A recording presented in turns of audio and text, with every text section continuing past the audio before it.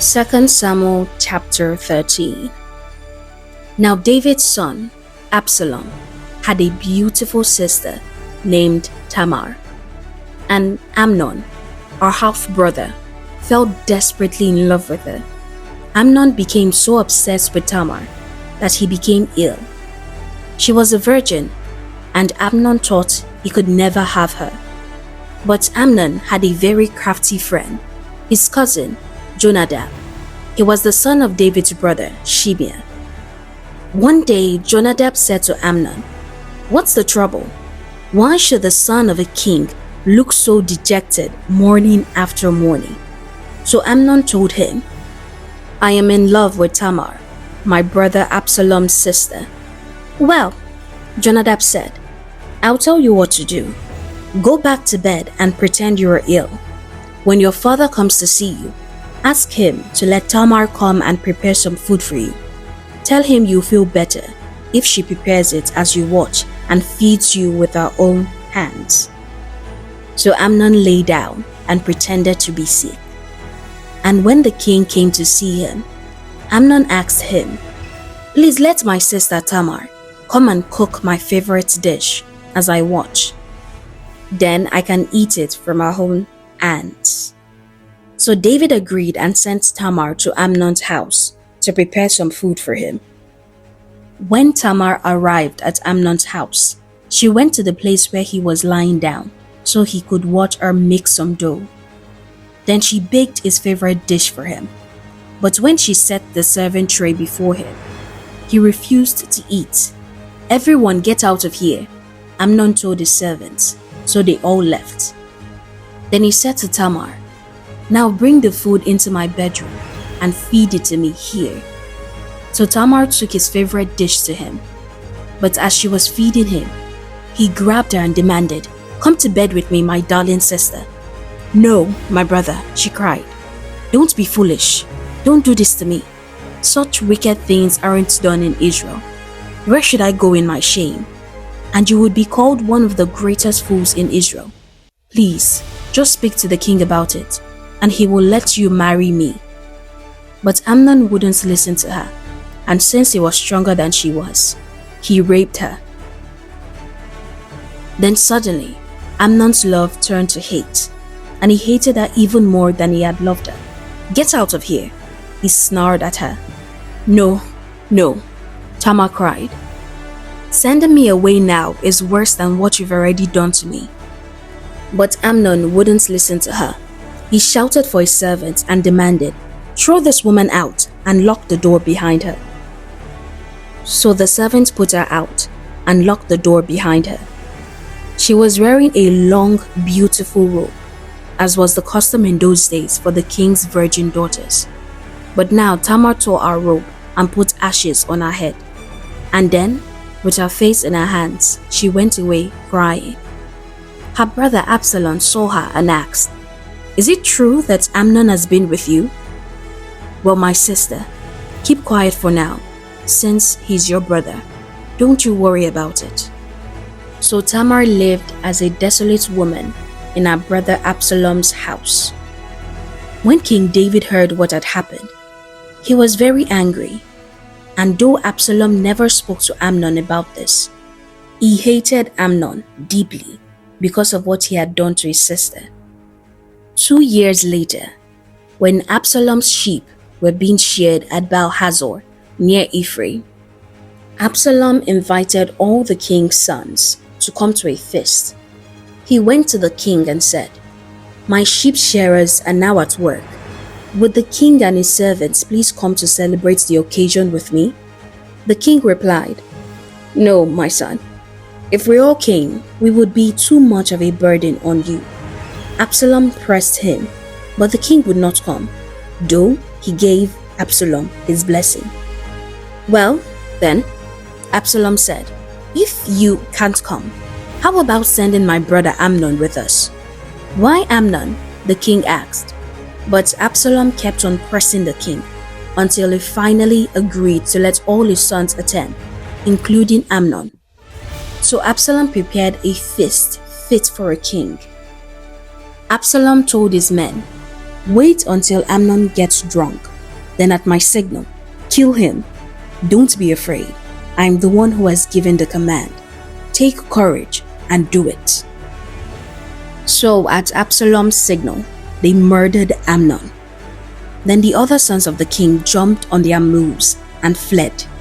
As they were on the way back to Jerusalem, this report reached David. "Absalom has killed all the king's sons.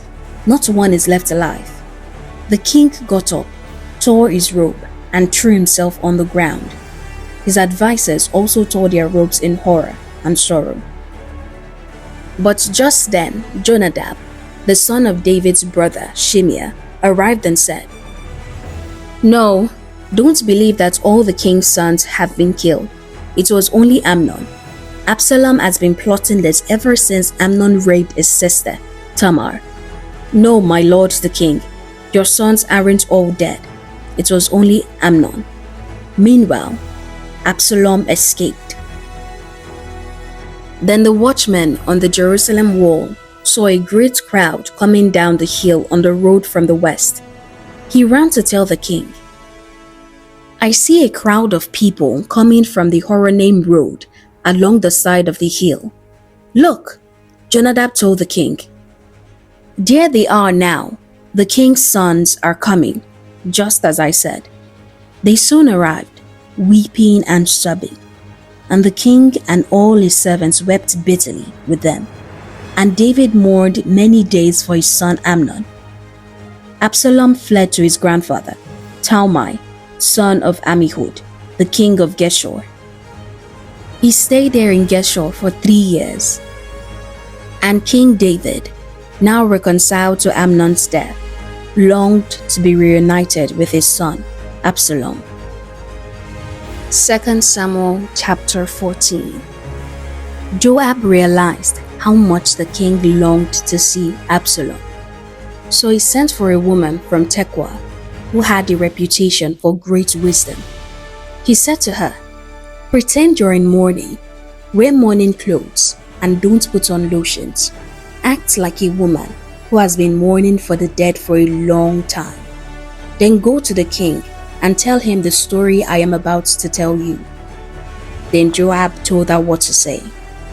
When the woman from Tekoa approached the king, she bowed with her face to the ground in deep respect and cried out, "O king, help me." "What's the trouble?" the king asked. "Alas, I am a widow," she replied. "My husband is dead. My 2 sons had a fight out in the field, and since no one was there to stop it, one of them was killed. Now the rest of the family is demanding, 'Let us have your son. We will execute him for murdering his brother. He doesn't deserve to inherit his family's property.' They want to extinguish the only coal I have left. My husband's name and family will disappear from the face of the earth." "Leave it to me," the king told her. "Go home, and I'll see to it that no one touches him." "Oh, thank you, my lord the king," the woman from Tekoa replied. "If you're criticized for helping me, let the blame fall on me and on my father's house, and let the king and his throne be innocent." "If anyone objects," the king said, "bring him to me, and I can assure you he will never harm you again." Then she said, "Please swear to me by the Lord your God that you won't let anyone take vengeance against my son. I want no bloodshed." "As surely as the Lord lives," he replied, "not a hair on your son's head will be disturbed." "Please allow me to ask one more thing of my lord the king," she said. "Go ahead and speak," he responded. She replied, "Why don't you do as much for the people of God as you have promised to do for me? You have convicted yourself in making this decision because you have refused to bring home your own banished son. All of us must die eventually. Our lives are like water spilled out on the ground, which cannot be gathered up again. But God does not just sweep life away. Instead, He devises ways to bring us back when we have been separated from Him. I have come to plead with my lord the king because people have threatened me. I said to myself, Perhaps the king will listen to me and rescue us from those who would cut us off from the inheritance God has given us.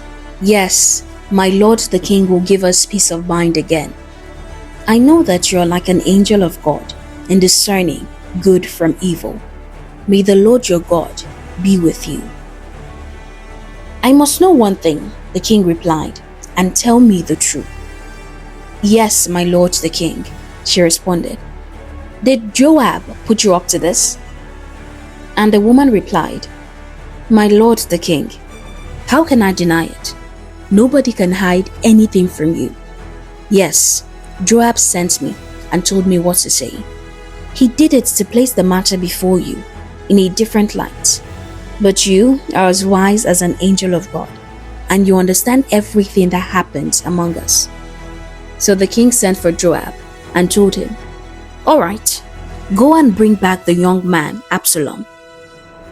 Joab bowed with his face to the ground in deep respect and said, At last, I know that I have gained your approval, my lord the king, for you have granted me this request. Then Joab went to Geshur and brought Absalom back to Jerusalem. But the king gave this order, Absalom may go to his own house, but he must never come into my presence. So Absalom did not see the king. Now, Absalom was praised as the most handsome man in all of Israel. He was flawless from head to foot. He cut his hair only once a year, and then only because it was too heavy. When he weighed it out, it came to 5 pounds. He had 3 sons and 1 daughter. His daughter's name was Tamar, and she was very beautiful. Absalom lived in Jerusalem for 2 years, but he never got to see the king. Then Absalom sent for Joab to ask him to intercede for him, but Joab refused to come. Absalom sent for him a second time, but again, Joab refused to come. So Absalom said to his servants, Go and set fire to Joab's barley field, the field next to mine. So they set his field on fire, as Absalom had commanded. Then Joab came to Absalom at his house and demanded, Why did your servant set my field on fire? And Absalom replied, Because I wanted you to ask the king why he brought me back from Geshur. If he didn't intend to see me, I might as well have stayed there. Let me see the king. If he finds me guilty of anything, then let him kill me. Then Joab told the king what Absalom had said. Then at last, David summoned Absalom, who came and bowed low before the king, and the king kissed him.